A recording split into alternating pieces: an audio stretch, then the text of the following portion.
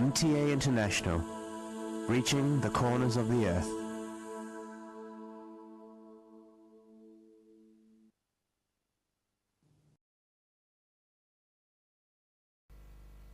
صلی علی رسولنا صلی علی محمد صلی علی نبینا صلی علی محمد صلی علی کریمنا صلی علی محمد صلی علی حبیبنا صلی علی محمد صلی علی امامنا صلی علی محمد صلی علی نبینا صلی علی محمد صلی علی رسولنا صلی علی محمد صلی علی شفیعنا صلی علی محمد صلی علی کریمنا صلی علی محمد صلی علی حبیبنا صلی علی محمد صلی علی امامنا صلی علی محمد صلی علی رحیمنا صلی علی محمد صلی علی نبینا صلی. السلام علیکم ورحمۃ اللہ وبرکاتہ.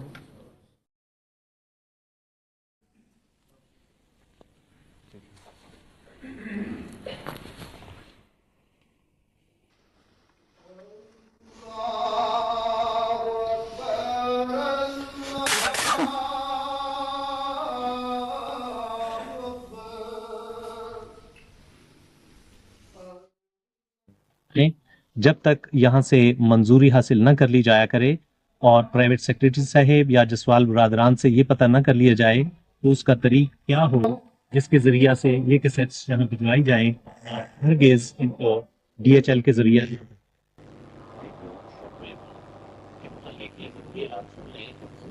تعالیٰ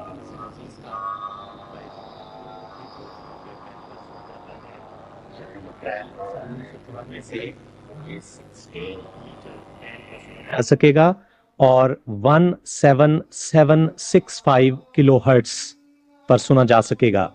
اسی طرح ضروری اعلان ہے کہ 1 اپریل سن 1994 سے براہ کرم یہ نوٹ فرما لیں کہ آپ ہمارے پروگرام دیکھ اور سن سکیں گے 14 ڈگریز ویسٹ پر جو، اور فریکوینسی چینج ہو جائے گی. پہلے 3725 میگا ہرٹز ہے، یہ تبدیل ہو کر 3825 میگا ہرٹز ہوگی. اب آپ اذان سنیے، ملاحظہ فرمائیے اور حضور عید اللہ تعالیٰ بنصر العزیز کے بعد خطبہ جمعہ ارشاد فرمائیں گے.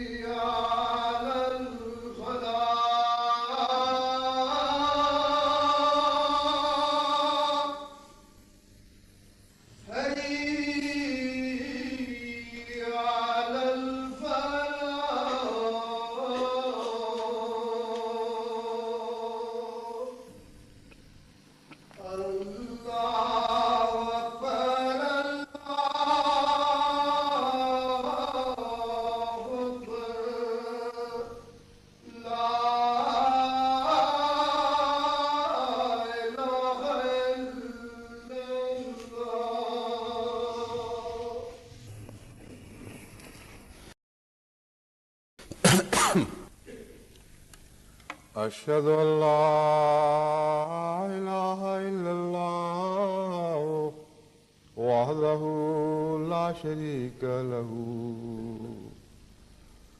وأشهد أن محمدا عبده ورسوله.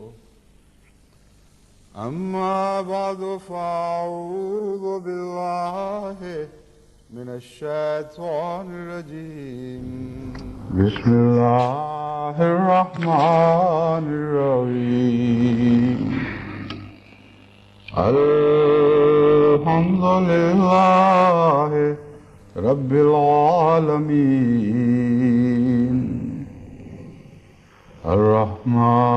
الرحمن الرحيم مالك يوم الدين.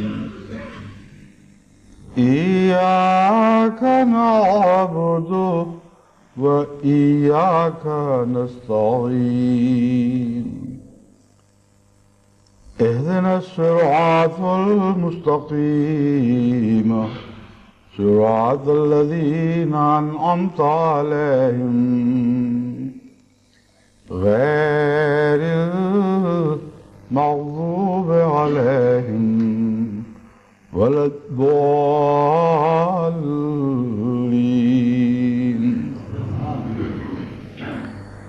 يا أيها الذين آمنوا لا تلهكم أموالكم ولا أولادكم عن ذكر الله ومن يفعل ذلك فأولئك هم الخاسرون.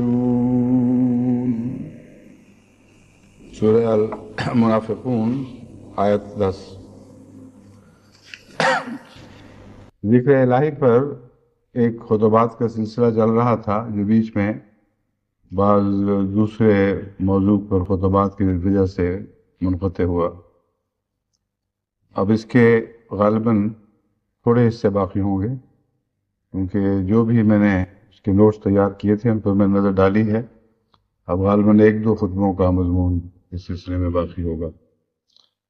ذکر الہی کا مضمون تو لامتناہی ہے، مگر جن مختلف پہلوؤں سے میں جماعت کے سامنے اسے پیش کرنا چاہتا تھا وہ پہلو اب انشاءاللہ 1-2 خطبوں میں ختم ہو جائیں گے. پھر اس کے بعد حضرت اقدس مسیح موعود علیہ السلام کی جس عبارت سے میں نے یہ مضمون اخذ کیا تھا، اس عبارت کا آخری جملہ جو ہے اس کی تشریح میں پھر میں انشاءاللہ تعالیٰ ایک نیا سلسلہ شروع کروں گا. اللہ تعالیٰ فرماتا ہے اے وہ لوگ جو ایمان لائے ہو، تمہیں اموال یا تمہاری اولادیں اللہ کے ذکر سے غافل نہ کریں۔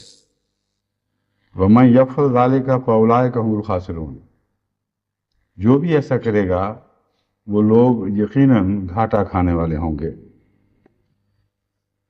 پھر دوسری جگہ اللہ تعالیٰ فرماتا ہے فَأَعْرِضْ عَمَّن تَوَلَّىٰ عَن ذِكْرِنَا وَلَمْ يُرِدْ إِلَّا الْحَيَاةَ الدُّنْيَا، اس شخص سے تو منہ موڑ لے جو اللہ کی یاد سے غافل ہو گیا۔ وَلَمْ يُرِدْ إِلَّا الْحَيَاةَ الدُّنْيَا، اور دنیا کے سوا اس کی کوئی بھی خواہش نہیں۔ ارادہ کا لفظ استعمال ہوا ہے، مراد اس سے یہی ہے کہ اس کی مراد دنیا رہ گئی ہے، اس کے سوا اس کی کوئی مراد نہیں۔ ذَلِكَ مَبْلَغُهُم مِّنَ الْعِلْمِ، ان کے علم کا منتہا یہ ہے، جو علم کی پونجی ان کی ہے بس یہی کچھ ہے کہ دنیا کما لو اور سب کچھ حاصل ہو گیا۔ ذَلِكَ مَبْلَغُهُم مِّنَ الْعِلْمِ میں در حقیقت اس بات کی طرف اشارہ فرمایا گیا ہے کہ تمام انسانی علوم جو خدا کی یاد سے غافل ہوں، ان کے وہ تمام علوم تمام تر دنیا کمانے کے لیے خرچ ہوتے ہیں۔ اور اس پہلو سے آپ جو غیر مذہبی دنیا ہے اس کے حالات کا جائزہ لے کے دیکھیں، تمام تر علوم دنیا کمانے کے لیے خادم بنائے گئے ہیں، اور کوئی بھی ایسا علم نہیں جو انسان کو خدا کی طرف لے جانے میں مدد کرے۔ بس ذالک مبلغہم من العلم میں یہ ہے کہ ان کے علوم کا منتہا یہ ہے، جب یہ سائنسی تحقیقات کرتے ہیں تو ان کے پیچھے بھی دنیا کمانے کا کوئی مقصد ہوتا ہے، اور بڑی بڑی کمپنیاں اربوں روپیہ اس بات پر خرچ کرتی ہیں کہ کوئی چیز نئی ان کے سامنے آئے، اور وہ سارا ٹریڈ ریلیٹڈ ریسرچ کا پروگرام ہے، یعنی جو تجارتیں کرتے ہیں دوسری دنیا سے اس کو ٹریڈ کہتے ہیں۔ اور چونکہ ٹریڈ کے ذریعے یہ بہت بڑی دنیا کی دولتیں کھینچتے ہیں، اس لیے بہت بڑی بڑی ایجادات کسی مقصد سے ہیں کہ کسی طرح دنیا کمائی جائے۔ یہاں تک کہ اب بیماریوں میں بھی جتنی ایجادات ہیں ان کے تعلق میں جو ریسرچ ہو رہی ہے، اس میں سے شاید ہی کوئی ایسی ہو جو مرض دور کرنے کی خاطر ہو، ورنہ اصل مقابلہ یہ ہے کہ کون پہلے ایسی دوا ایجاد کرے کہ جس کا کوئی مقابلہ دنیا میں نہ ہو اور تمام تر دنیا کی دولتیں ہم سمیٹ لیں۔ اگر یہ مقصد پیش نظر نہ ہوتا تو ایڈز پر جو اب کچھ خرچ کرتے ہیں یہ بھی نہ کرتے۔ آخری مقصد ہر علم کا دنیا کمانا بنا ہوا ہے۔ بس دیکھیں قرآن کریم نے کتنی خوبصورتی سے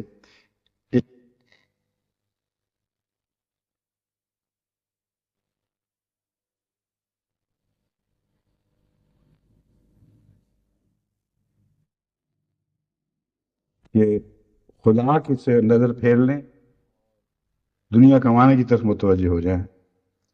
ان ربک هو عالم بمن ضل عن سبیلہ، علم کے تعلق سے یہاں عالم کا لفظ بولا گیا، یعنی ان کے علم کا تو یہ حال ہے، اللہ کے علم میں بہت باتیں ہیں، اور اللہ سب سے زیادہ جانتا ہے اس شخص کو جو اپنی راہ سے بھٹک گیا ہو۔ وہ عالم بمن اہتدی، اور اس کو بھی خوب جانتا ہے جو ہدایت کے رستے پر۔ مراد ہے یہ ضالین لوگ ہیں، گمراہ ہیں، رستے سے ہٹے ہوئے ہیں، ان کو اپنی بھی خبر نہیں ہے، جو علم تھا وہ دنیا کا نوکر کر دیا۔ اس لیے ان آیات میں عارض امن تولا کا مضمون کھول دیا گیا ہے کہ کیوں ان سے کنارہ کش ہو۔ قرآن کریم نے پہلے فرمایا، جیسا کہ میں نے آپ کے سامنے تلاوت کی تھی، کہ تمہارے اموال اور تمہاری اولادیں تمہیں اللہ کے ذکر سے غافل نہ کریں۔ خیال پیدا ہوتا ہے کہ اولاد زیادہ اہمیت رکھتی ہے، اموال کا ذکر پہلے کیوں فرما دیا؟ تو اس دوسری آیت نے اس راز سے پردہ اٹھا دیا کہ انسان کی زیادہ تر جد و جہد اموال کمانے میں ہے، اور اولاد اموال کے مقابل پر ایک ثانوی حیثیت اختیار کر جاتی ہے۔ جتنا ذہن میں اموال گھوم رہے ہیں انسان کے، اس سے بہت کم اولاد گھومتی ہے۔ لیکن بعض صورتوں میں بعض لوگ اولاد پرست بھی ہوتے ہیں، اس لیے وہ استثناء ہیں۔ بہرحال ان کے ذہن میں ہر وقت اولاد کا تصور ہی گھوم رہا ہوتا ہے۔ لیکن حقیقت یہ ہے کہ ساری دنیا پر نظر ڈال کر دیکھ لیں، اور اب تو مال کی محبت اتنی بڑھ چکی ہے کہ ساری دنیا میں آپ کو زیادہ تر لوگ مال کی محبت میں اتنا گم دکھائی دیں گے کہ اولاد کی ہوش نہیں رہتی۔ مجھ سے جو لوگ ملنے آتے ہیں، بعض دفعہ میں ان سے پوچھتا ہوں کہ آپ کیا کر رہے ہیں، اور بیگم سے پوچھتا ہوں آپ کیا کر رہی ہیں، تو پتہ چلتا ہے کہ دونوں دنیا کما رہے ہیں۔ اور بعض دفعہ یہ مجبوری کی پیش نظر ہوتا ہے۔ بعض غریب لوگ آتے ہیں، انہوں نے قرضے اٹھائے ہوتے ہیں، انہوں نے اپنی حالت کو درست نہیں کرنا بلکہ پچھلے غریب رشتہ داروں کی بھی مدد کرنی ہے۔ اس لیے وہاں یہ بات قابل فہم ہے، وہاں ایک اعلیٰ مقصد ہے جس کو مد نظر رکھتے ہوئے وہ دنیا کمانے پر مجبور ہیں۔ لیکن میں ان کی بات نہیں کر رہا، ایسے لوگوں کی بات کر رہا ہوں جن میں سے ہر اپنی ذات میں اتنا مستغنی ہے، یعنی اتنا خدا تعالیٰ کے فضل سے دولت کماتا ہے اور رکھتا ہے کہ اولاد کو ترک کر دینا کوئی مجبوری نہیں ہے اس کی۔ لیکن جب میں پوچھتا ہوں کہ بچوں کو کیا کرتے ہیں، تو جی بچوں کے لیے ہم نے بیبی سیٹر رکھا ہوا ہے۔ اب جس کے بچے بیبی سیٹر کے سپرد ہو جائیں اور وہ آپ دنیا کی دولت کے سپرد ہو جائے، اس بیچارے کی اولاد کا کیا بنے گا؟ ایک دفعہ مجھے ایک مشرق وسطی سے ایک فون آیا کہ جی میں ایک کام کرتی ہوں، سنا آپ ناراض ہیں۔ میں نے کہا تمہارا نام لے کے ناراض تو نہیں ہوں، مگر میں تمہارے حالات میں جانتا ہوں، تمہارا خاوند اچھا بھلا کماتا ہے، تمہیں خدا نے بہت پیاری اولاد بخشی ہے، تو کیوں تم اس کو چھوڑ کر دنیا کے پیچھے بھاگ رہی ہو؟ اس نے کہا میں وعدہ کرتی ہوں آئندہ ایسا نہیں کروں گی۔ تو دنیا سے جو وسیع تعلق ہے خلافت کا، اس کے نتیجے میں ساری دنیا ایک خاندان کی طرح بنی ہوئی ہے، اور سب بے تکلف بات کرتے اور باتیں پہنچاتے۔ اسی لیے ان امور پر جتنی نظر خلیفہ وقت کی ہو سکتی ہے، ہاں کوئی بھی خلیفہ ہو، بعد میں آنے والا یا پہلے گزرا ہوا، اتنی دنیا میں کسی اور منصب کو یہ معلومات نصیب نہیں ہوتی، کیونکہ وہ ذاتی تعلق سے جستجو بھی کرتا ہے اور لوگ از خود بھی اس تک اپنے حالات پہنچاتے ہیں۔ تو ان کی روشنی میں وہ انسانی نفسیات سے تعلق رکھنے والے مسائل جو بعض دوسروں کے لیے حل کرنا شاید دوبھر ہو، ان پر مشکل ہوں، لیکن یہ تمام جماعت کی مدد سے از خود آسان ہوتے چلے جاتے ہیں۔ بس یہاں جو اللہ تعالیٰ نے فرمایا ہے لا تلہکم اموالکم ولا اولادکم، یہ کسی حکمت کے پیش نظر ہے، یوں ہی اتفاقاً اموال کو پہلے اور اولاد کو بعد میں نہیں رکھا گیا۔ اور ساتھ ہی دوسری آیت جو میں نے پڑھی ہے اس کا اس سے گہرا تعلق ہے۔ فرمایا فَأَعْرِضْ عَمَّنْ تَوَلَّىٰ عَنْ ذِكْرِنَا وَلَمْ يُرِدْ إِلَّا الْحَيَاةَ الدُّنْيَا، کہ وہ لوگ جو خدا تعالیٰ کے ذکر کو چھوڑ دیتے ہیں اور ان کی مراد صرف دنیا رہ جاتی ہے۔ یہاں اولاد کا بھی ذکر نہیں کیا، آخری منتہا بعض وجودوں کا صرف دنیا رہ جاتی ہے، اس کے سوا کوئی ہوش نہیں رہتی۔ بلکہ ایسے باپ بھی دیکھے گئے ہیں جو کروڑ پتی ہوتے ہیں اور اپنی اولادوں کو پیچھے پھینکتے ہیں، اور ان سے وہ اگر کچھ حاصل کرنا چاہیں بیچ میں سے تو ان کو تکلیف پہنچتی ہے، اولاد کو دھکے دے کے خود برباد کر دیتے ہیں۔ تو یہ وہ آخری مقام ہے جہاں تک انسان اپنی ذلت کی انتہا کو پہنچ جاتا ہے۔ وَلَمْ يُرِدْ إِلَّا الْحَيَاةَ الدُّنْيَا، ان سے تعلق جوڑو گے تو پھر تمہارا بھی یہی حال ہو جائے گا۔ ذَلِكَ مَبْلَغُهُم مِّنَ الْعِلْمِ، ان کا علم بھی سب کچھ دنیا کا خادم ہو چکا، ان سے کیوں تم تعلق نہیں توڑتے؟ اعرض عمن تولیٰ عن ذکرنا، بس حکم ہے کہ ایسے لوگوں سے اپنے تعلقات توڑ لو، ان سے الگ ہو جاؤ، کیونکہ جو نقشہ کھینچا گیا ہے ان لوگوں کا ہے جنہوں نے خدا سے تعلق توڑ لیا اور کلیتاً دنیا کے ہو گئے ہیں۔ ان سے اگر میل جول بڑھاؤ گے، ان سے تعلقات رکھو گے، تو تم پر بھی، تمہاری اولادوں پر بھی دنیا کے بد اثرات اس حد تک غالب آ سکتے ہیں کہ تمہیں انہی کی طرح دنیا کمانے کا شوق ہو جائے، اور انہی کی طرح اپنی بڑائی ان باتوں میں دیکھو جو باتیں اللہ کے نزدیک بے معنی اور عارضی اور سطحی ہیں، اور اہل خرد جو خدا تعالیٰ کا تصور اور اس کی یاد رکھتے ہیں، ان کے نزدیک یہ شیخیوں کی باتیں کوئی حقیقت ہی نہیں رکھتی کہ کتنا کسی نے کیا کر لیا اور کس طرح وہ رہا۔ یہ عارضی دنیا کی باتیں ہیں، اور ان پر لذتیں لے لے کر یا فخر سے انسان کا بیان کرنا، یہ اس کی اپنی پستی کی علامت ہے۔ بس فرمایا کہ ایسے لوگوں سے تعلق رکھو گے تو خطرہ ہے کہ تم ویسے ہی ہو جاؤ گے۔ یہ کوئی انتقامی کارروائی نہیں ہے، کوئی بائیکاٹ نہیں ہے، بلکہ ایک اور پہلو بھی اس میں ہے، یعنی ایک تو بچنے کا پہلو ہے، دوسرا خدا تعالیٰ کی محبت کا پہلو ہے جو ذکر الہی کی جان ہے۔ ایک شخص جس کا ذکر اللہ ہو، جس کی محبت اللہ کے ساتھ ہو، وہ ایسی مجلس میں کیسے بیٹھ سکتا ہے جس کا ذکر دنیا ہو اور دنیا ہی اس کی محبت ہو؟ تھوڑی دیر کے بعد طبیعت منغص ہو جائے گی۔ انسان کہے گا کیسی باتیں کر رہے ہیں، جو پیاری چیز ہے، سب سے زیادہ عشق کے لائق چیز ہے، اس کی ان کی نزدیک کوئی اہمیت نہیں ہے۔ اللہ کا ذکر کریں گے تو ان کی آنکھوں سے یوں لگے گا جیسے روشنیاں بجھ گئی ہوں، اور دنیا کی باتیں کریں گے تو ایک دم دلچسپی شروع ہو جائے گی۔ تو ان کے ساتھ تباً جوڑ ہی کوئی نہیں ہے۔ عارض عمن تولیٰ میں صرف حکم کے معنی نہیں ہیں، بلکہ اس کے ساتھ ہی اس کی روح بھی بیان فرما دی کہ تم اللہ سے محبت کرنے والے لوگ ہو، تمہارا ان لوگوں سے دل کیسے لگ سکتا؟ اور پھر محبوب کی غیرت کا بھی سوال ہے۔ جس پیارے سے ان لوگوں نے منہ موڑ لیا ہے،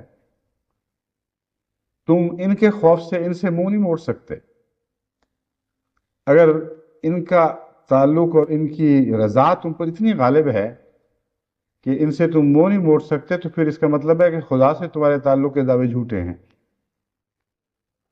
ان معنوں میں اس مضمون کو سمجھیں، لیکن اس کا غلط مطلب نہ لیں، کیونکہ ظاہری تعلق اور ہمدردی بنی نوع انسان میں یہ احکامات مانے نہیں ہیں، بلکہ آن حضرت صلی اللہ علیہ وآلہ وسلم کی سنت پر غور کریں۔ ہر چھوٹے بڑے سے آپ کا تعلق تھا، یہاں وہ تعلق مراد نہیں ہے۔ جن معنوں میں تعلق توڑنے کا حکم ہے، اس معنی میں بہت ایک فصاحت و بلاغت ہے، اس معنی کے اظہار میں ایک بہت فصاحت و بلاغت ہے۔ عارض عمن تولیٰ یعنی تمہارا قبلہ اور ہو جائے، تمہارا رخ بدل جائے، ان کی طرف پیٹھ کر لو جنہوں نے خدا کی طرف پیٹھ کی ہوئی ہے، اور اپنا قبلہ درست رکھو۔ بس ان کے مقاصد میں ان کے شریک نہ ہو، ان سے ایسا پیار کا تعلق نہ باندھو کہ تمہارا بھی وہی قبلہ دکھائی دینے لگے جو ان کا قبلہ ہے، تمہاری بھی وہ تمنائیں بن جائیں جو ان کی تمنائیں ہیں، وہی مرادیں تمہاری ہو جائیں جو ان کی مرادیں ہیں۔ بس ان معنوں میں ذکر الہی کا ایک تقاضا ہے، جس کے نتیجے میں ہمیں اپنی مجالس کو درست کرنا چاہیے، اور اگر مجالس درست نہیں ہیں تو اس آئینے میں اپنا منہ دیکھنا چاہیے، کیونکہ یہ آیت کا آئینہ اتنا شفاف ہے اور اتنا کھلا کھلا ہے کہ آپ کے دل کے پاتال تک آپ کی تصویر آپ کو دکھاتا ہے۔ بس جہاں طبی طور پر بعض لوگ بعض خاندانوں کی طرف اس لیے دوڑتے ہیں کہ وہ دولت مند ہیں، اور اس کے سوا ان کے پاس بیٹھنے میں ان کو کوئی مزہ نہیں ہے۔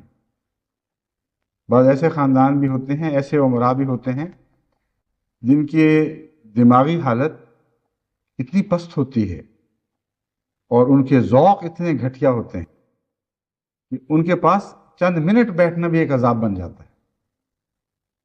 ایسے لوگوں کے پاس جو بعض دیکھے ہیں جو دن رات بیٹھے رہتے ہیں وہاں، اور صرف یہ مزہ آ رہا ہے کہ ایک امیر کے ساتھ ہمارا تعلق ہے، اور دنیا دیکھے گی کہ یہ ان کے ساتھ اس کا آنا جانا ہے، ان میں اٹھنا بیٹھنا ہے۔ تو یہ اس حکم کے منافی ہے، اور یہ مراد ہے کہ ان میں اپنی عزتیں نہ ڈھونڈو، ان کے ساتھ تمہاری لذتیں وابستہ نہیں ہیں، نہ ہو سکتی ہیں۔ ان کے ذوق مختلف ہیں، ان کے قبلے الگ ہیں، بس اللہ کے ذکر کے تقاضوں کو ایک عاشق کی طرح پورے کرو، اور جس طرح محبت کرنے والا یہ پسند کرتا ہے کہ اس کے محبوب کا ذکر خیر کرنے والے لوگ ہوں، ان میں وہ بیٹھ کر لذت پاتا ہے، اسی طرح اپنے لیے صحبت صالحین اختیار کرو۔ یعنی خلاصتاً آخری بات یہ بنتی ہے، مگر صحبت صالحین کا مضمون نسبتاً خشک ہے، یہ اس سے بہت اعلیٰ اور عرفہ مضمون ہے، یا دوسرے لفظوں میں بہت گہرا مضمون ہے، کہ جہاں محبت ہے وہیں بیٹھو، ان لوگوں میں بیٹھو جن کو اس سے محبت ہے جس سے تمہیں محبت ہے، اور یہ ایک طبی بات کا تقاضا ہے، کوئی بیرونی حکم نہیں ہے۔ اگر نہیں سمجھو گے اس کو تو ضائع ہو جاؤ گے، اور رفتہ رفتہ تمہارا رخ پلٹنے لگے گا۔ حضرت اقدس محمد مصطفیٰ صلی اللہ علیہ وآلہ وسلم فرماتے ہیں، یہ مجمع البیان فی تفسیر القرآن سے لی گئی ہے، زیر تفسیر سورہ الجمعہ۔ نبی کریم صلی اللہ علیہ وآلہ وسلم نے فرمایا، جس نے خدا کو بازار میں یاد کیا جبکہ لوگوں کو ان کی تجارت اور دیگر کاموں نے خدا سے غافل کر دیا ہو، اس شخص کے لیے 1000 نیکی لکھی جائے گی، اور اللہ تعالیٰ قیامت کے روز ایسی بخشش کا سلوک فرمائے گا جس کا خیال بھی کسی دل پر نہیں گزرا۔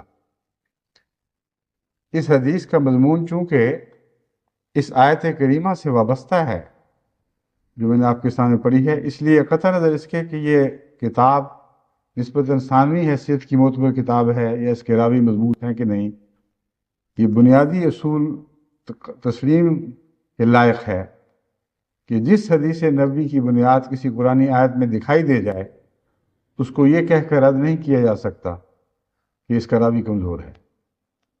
اور اس حدیث کی تو بڑی کھلی کھلی بنیاد اس آیت کریمہ میں نظر آ رہی ہے۔ بازاروں میں جبکہ تجارت کا ماحول ہے، لوگ جو بازار میں سودا خریدنے جاتے ہیں کم ہی ہوں گے جنہیں یا خدا یاد آتا ہوگا۔ ان کو عورتیں ہیں، ان کو کسی اور عورت کے کپڑے یاد آ رہے ہوتے ہیں کہ ایسی چیز ہم نے وہاں دیکھی تھی۔ اگر وہ فرنیچر کی دکان میں ہیں تو کسی کے گھر کا فرنیچر یاد آ رہا ہوتا ہے کہ اتنا اچھا ہم نے وہاں دیکھا تھا، اس سے بڑھ کر ایک خوبصورت چیز خریدیں۔ غرض کہ ہر شخص کو اپنے اپنے ذوق کے مطابق کچھ چیزیں ضرور یاد آتی ہیں، اور وہ شاپنگ میں یعنی سودا خریدنے میں اس کے لیے رہنمائی کا کام کر رہی ہوتی ہیں۔ وہ ایک دوست اندر ان کو مشورے دے رہا ہوتا ہے کہ ہاں یہ ویسی چیز ہے، یہ ویسی ہے یا ویسی نہیں ہے، اس لیے اس معاملے میں یہ طریق اختیار کرنا چاہیے۔ تو ہر شخص اپنے جذبات کا، اپنے دماغ کا تجزیہ کر کے دیکھے تو وہ معلوم کرے گا کہ جو میں بتا رہا ہوں بالکل درست اسی طرح ہوتا ہے۔ خدا کو کتنے یاد کرتے ہیں، یا خدا سے غافل لوگوں کو دیکھ کر کتنے ہیں جن کے دل میں درد پیدا ہو جاتا ہے؟ یہ کیسی دنیا ہے؟ دنیا کے ہنگامے، تجارتوں میں مصروف، تجارتوں کی خاطر جھوٹ بولے جا رہا ہے، ملمہ کاریاں ہو رہی ہیں، اور اس طرح گرتے ہیں جیسے مکھی گند پر گرتی ہے۔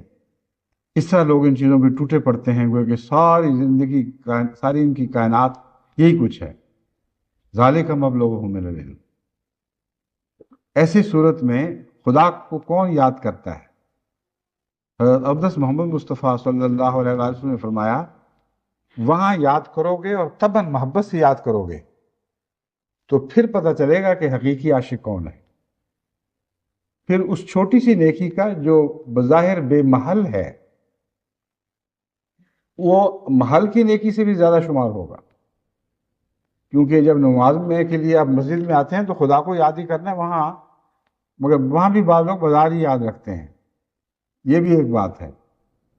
اس لیے ان موقعوں پر اپنے ذکر الہی کی نگرانی کریں اور ان کی حفاظت کریں۔ یہ ضروری نہیں ہے کہ جس شخص کو مسجد میں بازار یاد آ جائے وہ گناہ گار ہے۔ مختلف مراحل ہیں، سلوک کی منزلیں ہیں، تعلق ایک طرف سے ٹوٹتے ہیں، دوسری طرف جڑتے ہیں۔ اس لیے کوئی بعید نہیں کہ ایک انسان نیک متقی ہو اور نیت یہی ہو کہ وہ ذکر سے اپنے رب کو کمائے، مگر دنیا کے تعلق پھر حملہ کر کے بار بار اس پر یورش کرتے ہوں اور اسے غافل کر دیتے ہوں۔ لیکن ایک جہاد کی ضرورت ہے، ایک ایسے جہاد کی جس کے لیے آپ اپنی تمام صلاحیتوں کو مستعد کر لیں، اور یاد رکھیں کہ یہ حملوں کے مقامات ہیں۔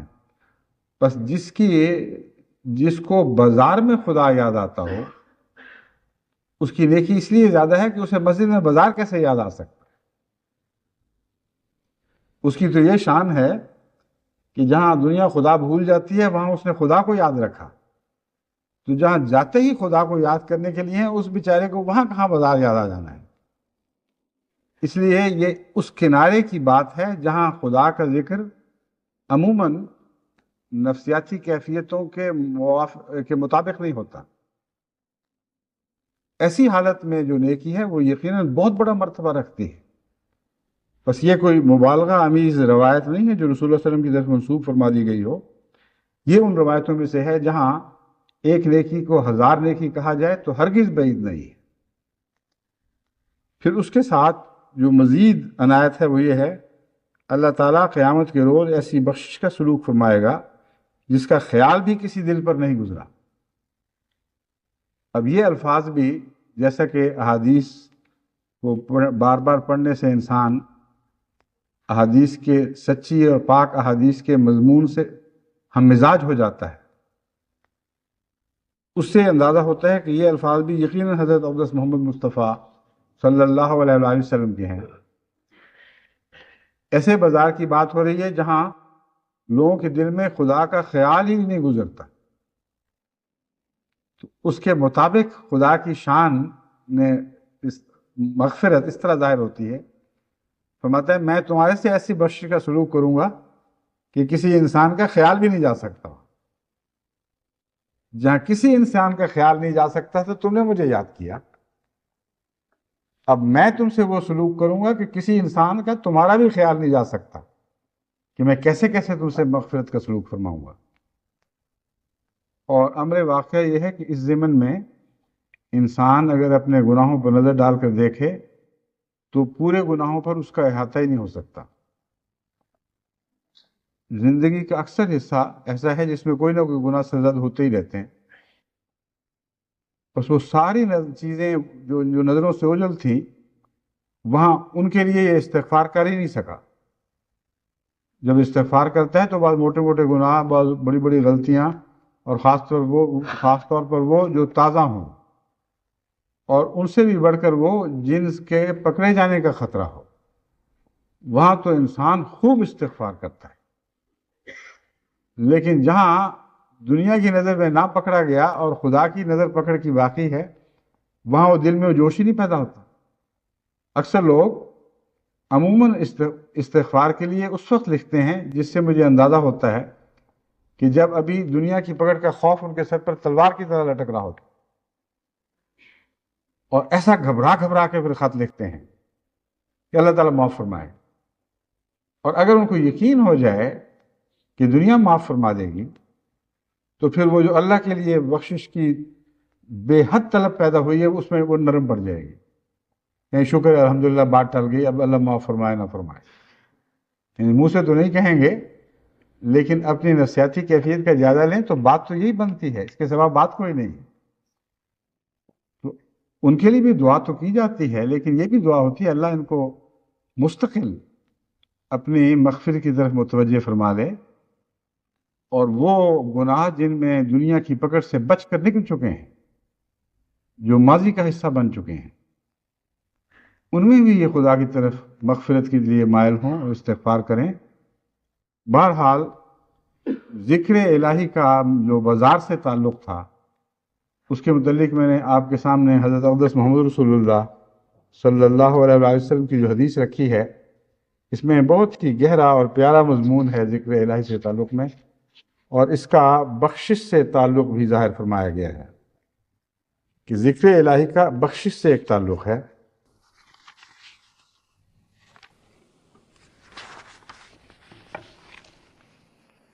دوسرے اب میں حضرت مسیح موعود علیہ السلام کا ایک اقتباس اس ضمن میں پیش کرتا ہوں۔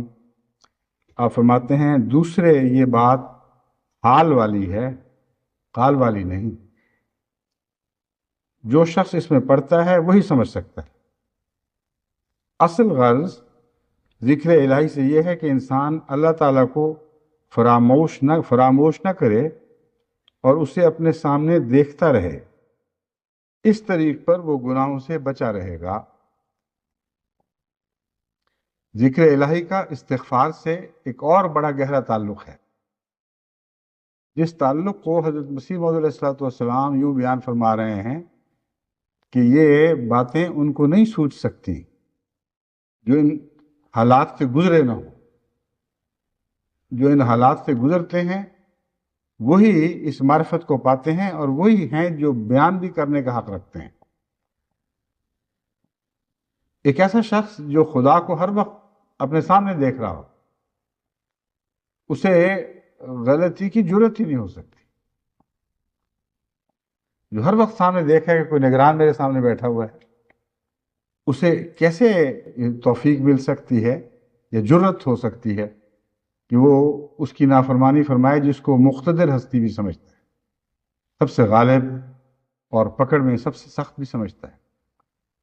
تو خدا سے غیبوبیت ہے جو گناہ کرواتی ہے، اور مومن بھی ہر حال میں ہر وقت خدا کے سامنے نہیں رہتا، یعنی خدا کے سامنے تو رہتا ہے لیکن اپنی دانست میں خدا کے سامنے نہیں رہتا۔ اس لیے گناہ غیبوبیت کا نام ہے، خدا سے دوری کا نام ہی گناہ ہے۔ دراصل وہ دوری عارضی ہو تو عارضی گناہ ہے، وہ دوری مستقل بن جائے تو ہمیشہ کا گناہ ہے، ساری زندگی گناہ بن جاتی۔ حضرت مسیح موعود علیہ السلام کی جو نظم ہم اکثر سنتے ہیں، سبحانہ من یرانی، اس میں یہی مضمون ہے۔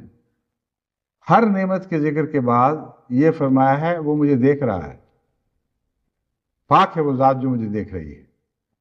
بس اس نظم کو پڑھیں اور بار بار پڑھ کے دیکھیں، پھر اس فقرے کی سمجھ آئے گی کہ دوسرے یہ بات حال والی ہے، قال والی نہیں۔ میں جو کہہ رہا ہوں میں اس حالت سے گزر رہا ہوں کہ ہر وقت خدا مجھے دیکھ رہا ہے، اور اس کے جلال کے سامنے میں زندگی بسر کر رہا ہوں۔ میری مجال کیا ہے کہ میں کوئی گناہ کروں؟ بس اس حال کے مطابق میں تمہیں کہہ رہا ہوں کہ ذکر الہی کا بڑا فائدہ اور بہت بڑی منفعت اس بات میں ہے کہ انسان خدا کی روشنی کے سامنے زندگی بسر کرتا ہے، اور اس سے اس کے گناہ کٹ جاتے ہیں۔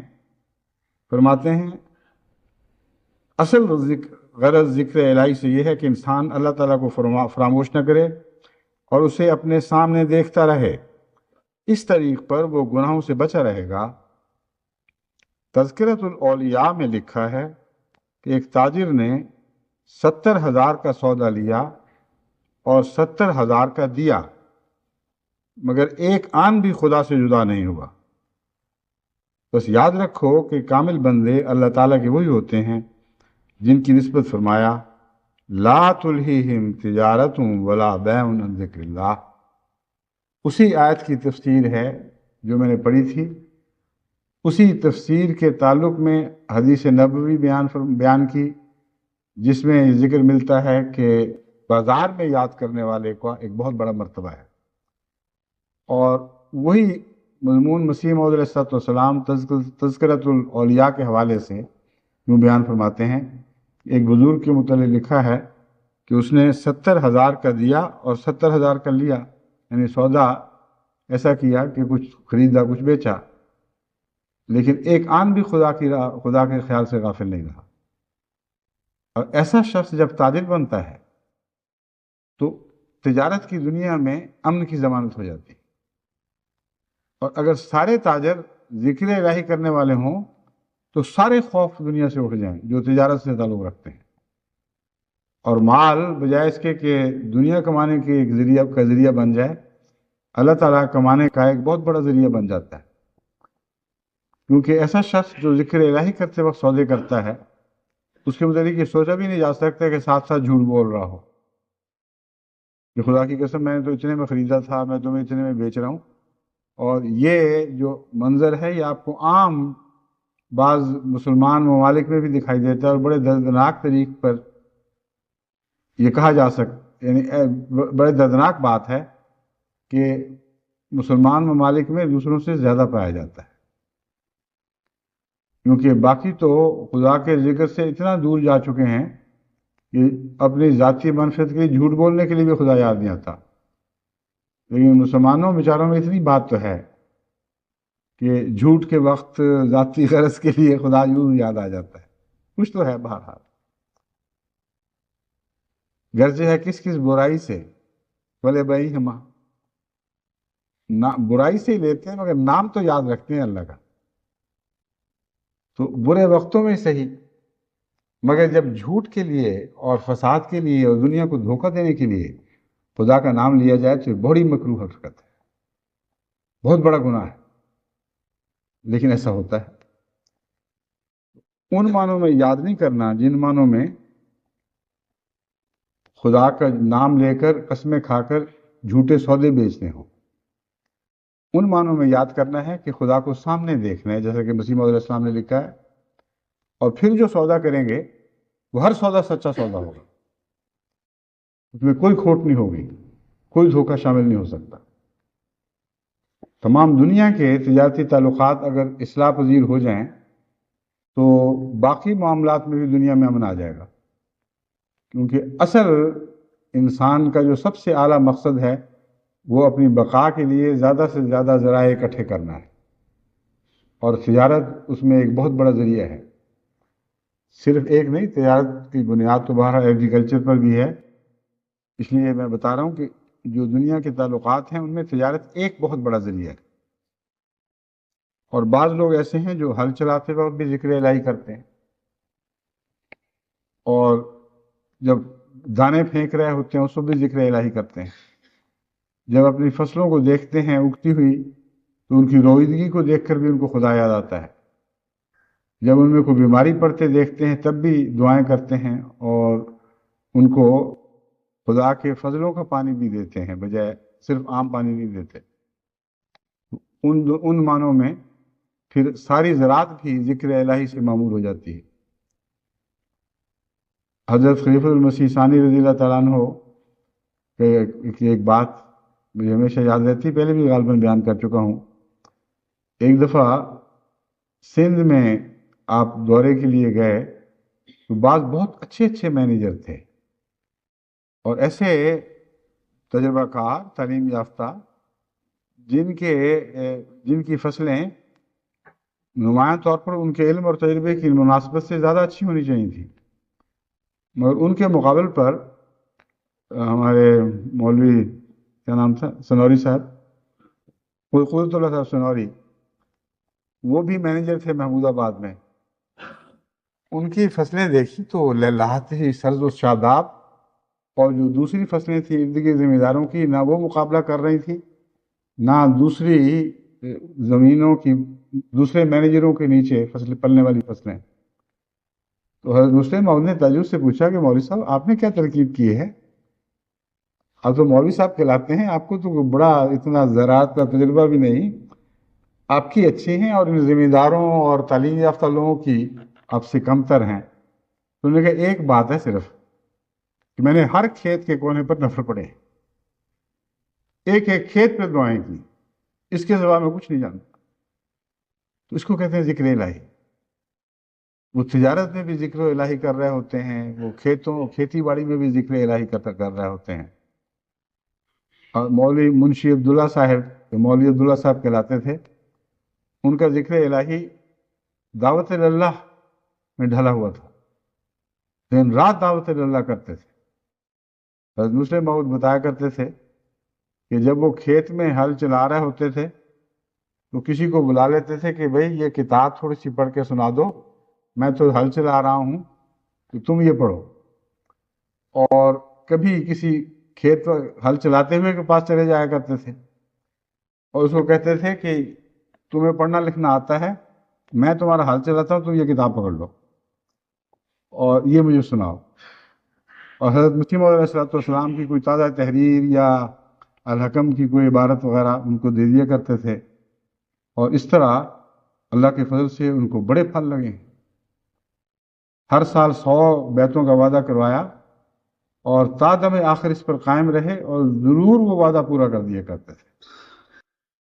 آج کل دوست مجھے لکھ رہے ہیں خط، کیونکہ بہت سی جماعتوں میں دعوت اللہ کا ایسا رجحان پیدا ہو گیا ہے کہ کثرت سے لوگوں نے وعدے کیے ہیں کہ ہم اتنے احمدی ضرور بنائیں گے، اور بعض جماعتیں ہیں جن کو اللہ تعالیٰ نے ان کی توفیق سے بہت بڑھ کر سابق سالوں میں اپنے وعدے پورے کرنے کی توفیق عطا فرمائی۔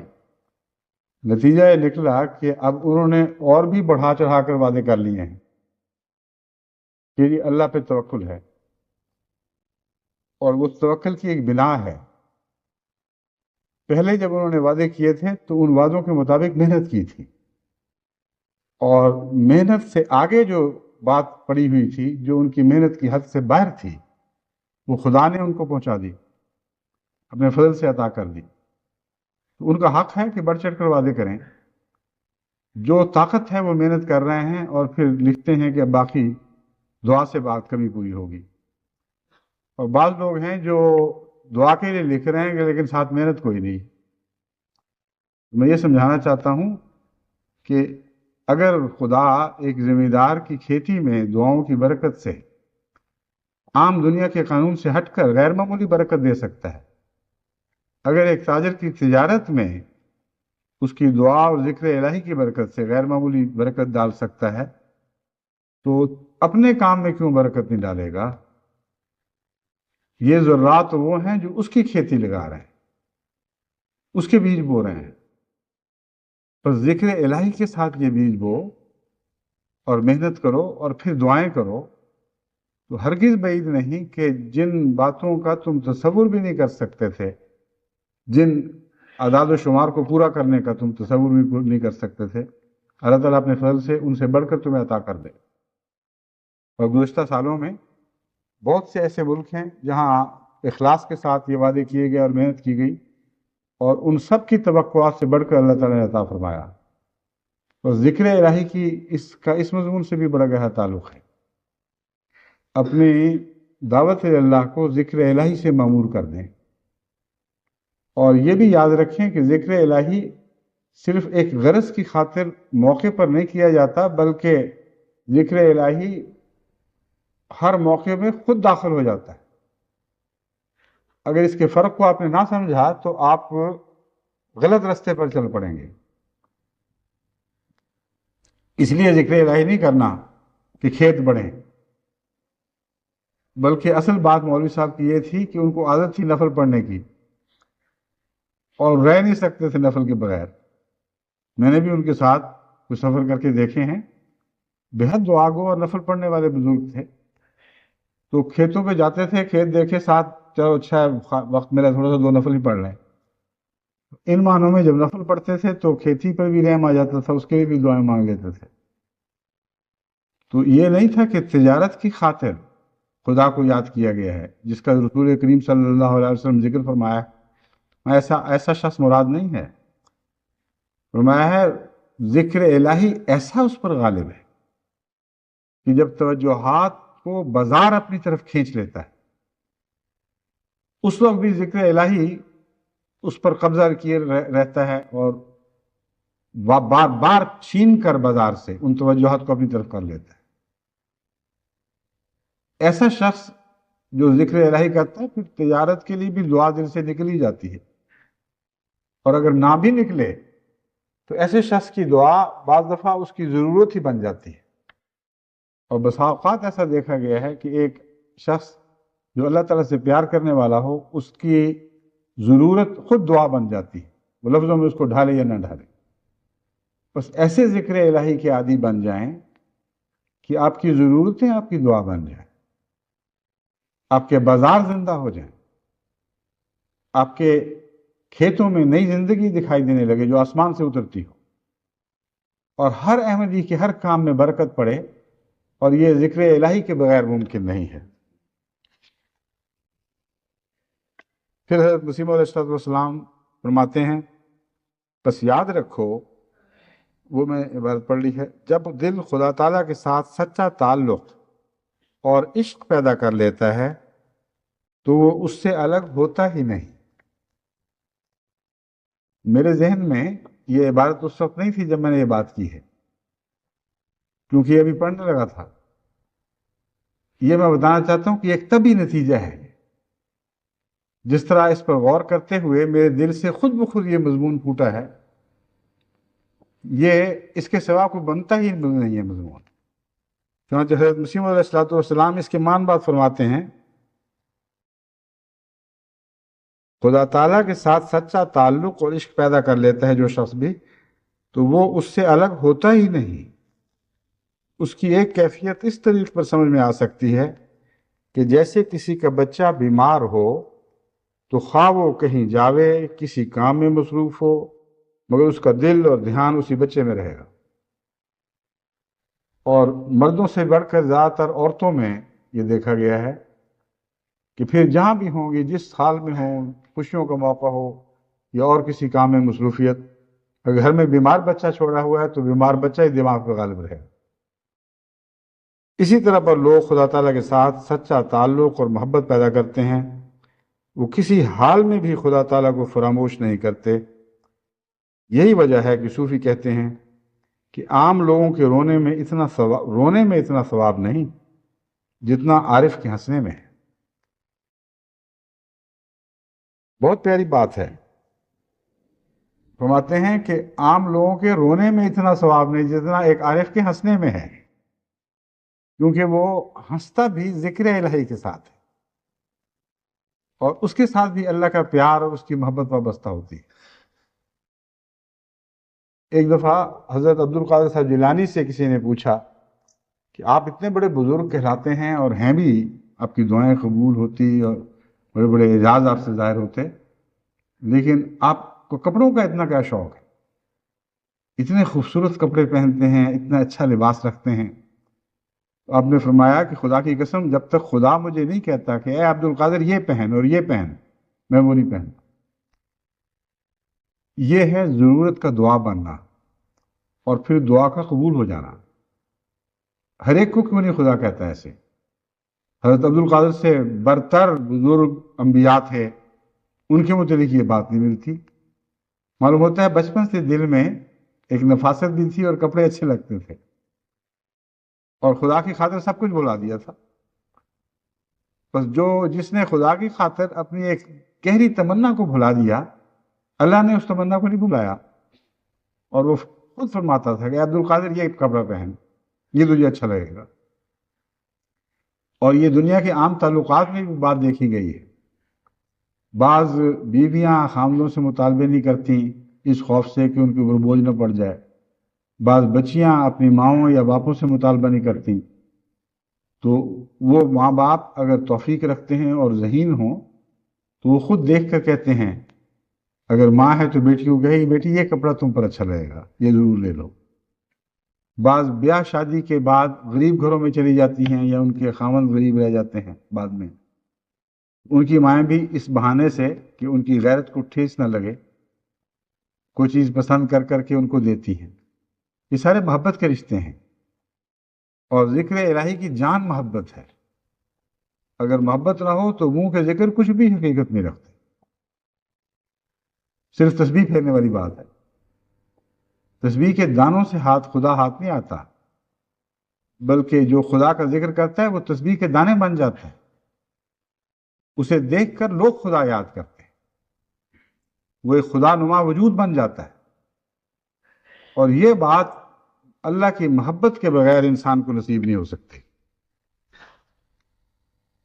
پھر مسیح علیہ السلام فرماتے ہیں وہ بھی تسبیحات ہی ہوتی ہیں، رونے میں اتنا ثواب نہیں جتنا عارف کے ہنسنے میں. کیوں؟ وہ بھی تسبیحات ہی ہوتی ہے کیونکہ وہ اللہ تعالیٰ کے عشق اور محبت میں رنگین ہوتا ہے. یہی مفہوم اور غرض اسلام کی ہے کہ وہ آستان الوہیت پر اپنا سر رکھ دیتا ہے. ملفوظات جلد 7 صفحہ 19 اور تا 21، یہ لمبی عبارت وہاں سے لی گئی تھی. حضرت مسیح موعود علیہ السلام ذکر الہی میں سب سے زیادہ نمازوں پر زور دیتے تھے، اور نماز ہی کو ذکر کا معراج بتاتے تھے، نماز ہی کو ذکر کی جان قرار دیتے تھے. آج مجھے کہا گیا ہے کہ بعض تربیتی اجتماعات ہیں یا جلسے ہیں، ان کے ذکر میں اب یہ نماز کی طرف توجہ ان کو دلانا چاہتا ہوں۔ ایک اعلان ہے جماعت احمدیہ بورکینا فاسو کے لیے۔ برکینا فاسو افریقہ کا ایک فرانسیسی بولنے والا ملک ہے۔ ان کا آج 25 مارچ سے جلسہ سالانہ شروع ہو رہا ہے، جو انشاءاللہ 27 مارچ بروز اتوار تک جاری رہے گا۔ ان کے ہاں بھی ڈش اینٹینا لگا ہوا ہے، وہ کہتے ہیں ہم بھی پروگرام دیکھتے ہیں اور ہماری جماعت کی بڑی حوصلہ افزائی ہوگی اگر اس موقع پر آپ ہمارا ذکر بھی کر دیں۔ دوسرا جماعت ہے احمدیہ ضلع سیالکوٹ ہیں۔ پاکستان کی جماعتوں میں، اضلاع کی جماعتوں میں سیالکوٹ کو غیر معمولی اہمیت حاصل ہے۔ ان کے ہاں خدام اور اطفال کا ذیلی اجتماع 24 مارچ سے شروع ہوا تھا اور آج اختتام کو پہنچ چکا ہوگا غالباً، سوائے اس کے کہ انہوں نے رات کی مجلس لگانی ہو اور اس خطبے میں اپنا نام سننا ہو۔ بہرحال میں امید رکھتا ہوں کہ وہ بیٹھے ہوں گے اس وقت اور سن رہے ہوں گے۔ ان دونوں کو میری پہلی نصیحت تو یہی ہے کہ ذکر الہی کے لیے نماز ایک برتن ہے۔ اگر ذکر الہی دل میں پیدا ہو تو نماز سے انسان الگ ہو ہی نہیں سکتا، اور اگر یہ برتن ہے تو پھر اسے ذکر سے بھریں اور خالی نہ رہنے دیں۔ یہ دو پہلو ہیں جن کی طرف میں آپ کو توجہ دلانا چاہتا ہوں۔ اگر اللہ کی محبت ہے، دل میں پیار ہے، ذکر سے دل بسا ہوا ہے، تو نمازوں سے غفلت کیسے ہو سکتی؟ کیونکہ نمازیں تو ذکر کا معراج ہیں۔ نماز میں حضرت صلی اللہ علیہ وآلہ وسلم نے جس طرح خدا کو یاد کیا اور جس پہلو سے یاد کیا، اور جسم نے کس طرح روح کے ساتھ مطابقت کی، یہ سارا مضمون دہرایا جاتا ہے ہر نماز کے وقت۔ حضرت صلی اللہ علیہ وآلہ وسلم کی وہ نماز دہرائی جاتی ہے جو خدا کی خاطر آپ پڑھا کرتے تھے۔ اب اس کے دو پہلو ہیں۔ اول تو یہ کہ اگر، جیسا کہ میں نے بیان کیا، اگر ذکر کا دعویٰ سچا ہے تو نماز کے بغیر یہ دعویٰ جھوٹا ثابت ہوگا، کیونکہ ذکر الہی کرنے والوں میں سب سے بلند تر ذکر الہی کرنے والا حضرت محمد مصطفیٰ صلی اللہ علیہ وآلہ وسلم ہی تھے، اور آپ نے اپنے آپ کو نماز سے مستثنا نہیں سمجھا۔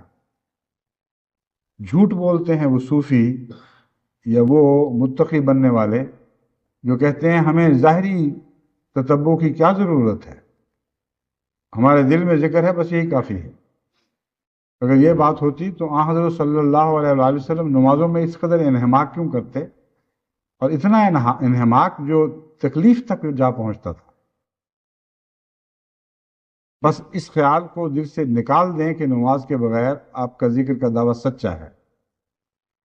دوسرا پہلو یہ ہے کہ جب نماز پڑھیں تو اس کو ذکر سے بھریں، کیونکہ نماز میں برتن اکثر خالی رہتا ہے، اور بہت کم ہیں جن کو کوشش کے بعد یہ توفیق ملتی ہے کہ ان کی نمازوں میں دودھ بھرنے لگتا ہے۔ ورنہ اکثر نمازوں کا حال تو ان کھیتوں کی طرح ہے جن کی جڑوں میں بیماریاں لگ جاتی ہیں، تو سٹے بنتے بھی ہیں مگر خالی۔ ہمارے ہاں ایک دفعہ احمد نگر میں بیماری آئی تھی، تو اس کے چاول کے کھیتوں میں چٹے سیدھا سر کھڑا کر اونچا کیا ہوا تھا، اور تھوڑی دیر تو مجھے پتہ نہیں لگا، میں نے کہا بڑے اچھے سٹے نکلے ہوئے ہیں، لیکن جب وہ جھکے ہی نہیں پھر مجھے خطرہ محسوس ہوا۔ دیکھا تو دودھ سے خالی تھے، اور جو دودھ سے خالی ہو وہ جھکتا نہیں، اور متکبر کی بھی یہی مثال ہے، جس کے اندر کچھ نہ ہو وہ تکبر سے سر اٹھا کے پھرتا ہے۔ جو عارف باللہ ہو، جو اللہ کی محبت رکھتا ہو، اتنا ہی وہ جھکتا چلا جاتا ہے، اور ظاہری طور پر کھیت کے ساتھ اس کی مثال بہت ہی عمدہ ہے۔ بس ذکر الہی سے اگر خالی نمازیں ہوں گی، اور اکثر نمازوں میں بہت سارا حصہ ذکر الہی سے خالی رہتا ہے، تو وہ برتن تو ہے مگر اس میں دودھ نہیں پڑا۔ بس آپ اپنی نمازوں میں خدا کی یاد کا دودھ بھریں، پھر دیکھیں آپ کتنی ترقی کرتے ہیں۔ جہاں تک بورکینا فاسو کا تعلق ہے، یہاں اللہ تعالیٰ کے فضل سے اب بہت زیادہ رجحان ہے جماعت کی طرف، اور دن بدن نئے نئے علاقوں سے تقاضے آ رہے ہیں، اور باوجود اس کے کہ ان کے پاس فرینچ سپیکنگ مبلغین کی کمی ہے، یعنی ہمارے پاس کمی ہے ابھی، مگر اس کے باوجود مقامی معلمین کو تیار کرتے ہیں اور ان سے فائدے اٹھا رہے ہیں۔ اس ضمن میں یہ بھی جماعت کو نصیحت کرتا ہوں کہ فرانسیسی زبان کی طرف بھی توجہ کریں۔ فرانسیسی بہت بڑے بڑے علاقے ہیں جن میں اس وقت جماعت کی طرف رجحان بڑھ رہا ہے۔ اس میں آئیوری کوسٹ ہے، اس میں بورکینا فاسو بھی ہے، اس میں زائر ہے، اور خود فرانس میں بھی اب ہمیں بہت زیادہ محنت کی ضرورت ہے۔ بس فرینچ سپیکنگ مبلغین کی ضرورت ہے۔ اپنے بچوں کو اور واقفین نو کو جہاں جہاں بھی فرانسیسی زبان اچھی سکھانے کا امکان موجود ہے وہاں ضرور سکھائیں۔ ہم جب اپنے پروگرام جاری کریں گے اس میں بھی زبان سکھائیں گے انشاءاللہ، لیکن وہ آہستہ پروگرام ہے اور سارا دن میں صرف ایک ہی کلاس تو نہیں لی جا سکتی، اس لیے تقریباً 2 سال میں جا کر میرا خیال ہے کہ انسان اس پروگرام کے ذریعے فرفر ایک زبان بولنی شروع کر دے گا، فرفر نہیں تو کسی حد تک ضرور بولنے لگ جائے گا انشاءاللہ۔ لیکن ہمیں جلدی ہے، اس لیے باقاعدہ جس طرح اسکولوں اور کالجوں میں زبانیں پڑھائی جاتی ہیں محنت کے ساتھ، اس طرح احمدی نوجوان یہ زبان بھی سیکھیں، اور جو فرانسیسی علاقوں میں بچے ہیں ان کو میری نصیحت ہے ان کو اردو بھی سکھائیں، کیونکہ در حقیقت ایک انسان جیسا ترجمہ اپنی زبان میں کر سکتا ہے ویسا ترجمہ کسی دوسری زبان میں نہیں کر سکتا۔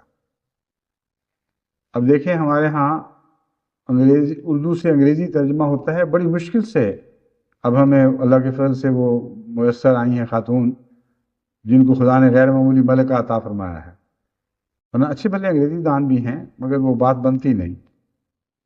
لیکن دوسری زبان سے اپنی زبان میں نسبتاً ترجمہ آسان ہوتا ہے۔ جن کو جرمن زبان آتی ہے اچھی، وہیں پیدا ہوئے ہیں، وہ اردو سے وہ بچے جو اردو بھی جانتے ہیں بہت اچھا فرفر جرمن زبان میں ترجمہ کرتے ہیں، لیکن اردو ان کی نسبتاً کمزور ہے۔ جب جرمن زبان سے اردو کریں تو ان کو وہ طاقت نہیں ہے، وہاں جا کے رہ جاتے ہیں۔ تو اس لیے میری خواہش ہے کہ فرینچ سپیکنگ احمدی اردو بھی سیکھیں، اور اس وجہ سے نہیں کہ یہ پاکستان کی زبان ہے، اس لیے کہ اس زمانے کے امام کی زبان ہے۔ حضرت مسیح موعود علیہ السلام کو اللہ تعالیٰ نے اردو سپیکنگ بنایا، اگرچہ پنجابی مادری زبان کہلا سکتی ہے مگر اردو ہی کو آپ نے استعمال فرمایا ہے۔ بس فرانسیسی اردو سیکھیں، اور جہاں تک خدمت دین کا تعلق ہے، جب دونوں زبانیں اکٹھی ہوں گی پھر خدمت کی اہلیت ہوگی، اور جو انگریز ہیں ان کو بھی اردو سیکھنی چاہیے اس نقطۂ نگاہ سے کہ دین کی خدمت ہوگی۔ اس خیال کو دل سے کاٹ کر پھینک دیں کہ یہ پاکستانی زبان ہے، ہندوستانی بھی کوئی نہیں سوچتے پھر آپ، اور بھی دنیا میں ہے یہ پھیلی ہوئی۔ مقصد صرف اتنا ہے، اور یہی خالص مقصد رہنا چاہیے کہ وقت کے امام کی زبان ہے، اور اگر ہم اس میں مہارت حاصل پیدا کریں گے تو اپنی زبان میں دین کی بہتر خدمت کر سکیں گے۔ اس کے علاوہ پھر واپس سیالکوٹ جاتا ہوں، 1-2 منٹ باقی ہیں یا شاید نہ رہے ہوں باقی، مجھے ہے 1 آدھ منٹ، ٹھیک ہے۔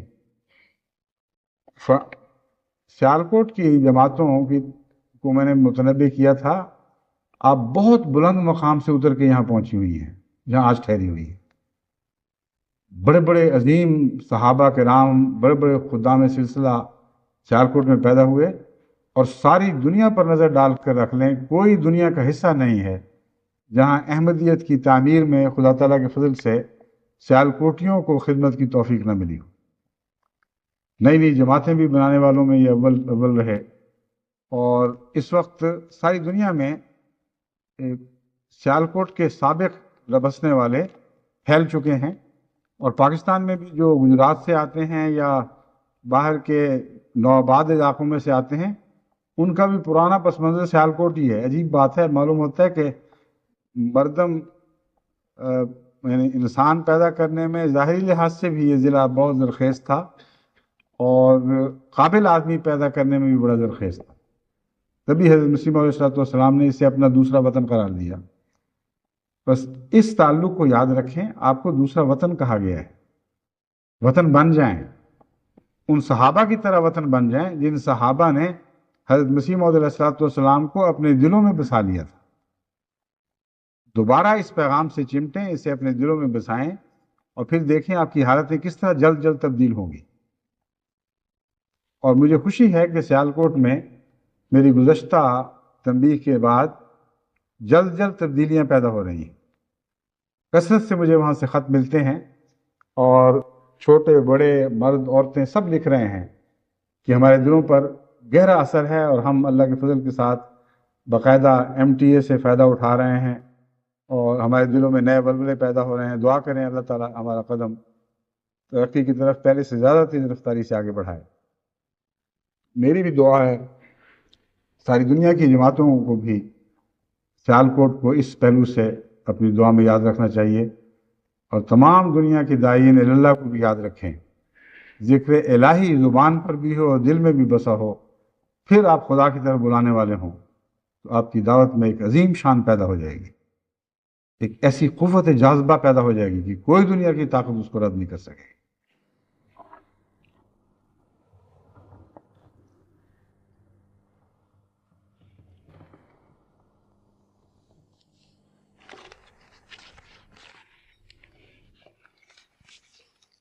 الحمد لله نحمده ونستعينه ونستغفره ونؤمن به ونتوكل عليه ونعوذ بالله من شرور أنفسنا ومن سيئات أعمالنا. من يهده الله فلا مضل له ومن يضلله فلا هادي له. ونشهد أن لا إله إلا الله وحده لا شريك له، ونشهد أن محمدا عبده ورسوله. عباد الله رحمكم الله، إن الله يأمر بالعدل والإحسان وإيتاء ذي القربى وينهى عن الفحشاء والمنكر والبغي يعظكم لعلكم تذكرون. اذكروا الله يذكركم وادعوه يستجب لكم ولذكر الله أكبر.